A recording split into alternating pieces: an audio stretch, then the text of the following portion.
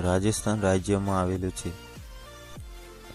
દોસ્તો, પોકરણગઢ જોધપુરથી 175 કિલોમીટર દૂર આવેલું છે અને જેસલમેરથી 112 કિલોમીટર દૂર છે।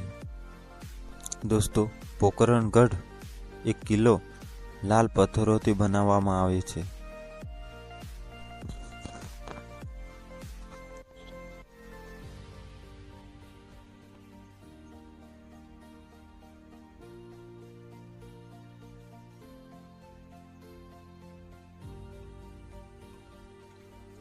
દોસ્તો, અહીં એક ઢોલિયું મૂકવામાં આવ્યું છે અને બાજુમાં તમે જોઈ શકો છો અહીં કેટલી બધી બંગડીઓ લટકાવવામાં આવી છે।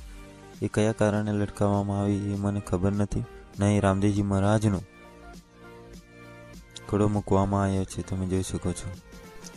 દોસ્તો, હવે આપણે જે પોકરણગઢનો જે કિલ્લો છે એના ઉપર જઈએ દિવાલ પર।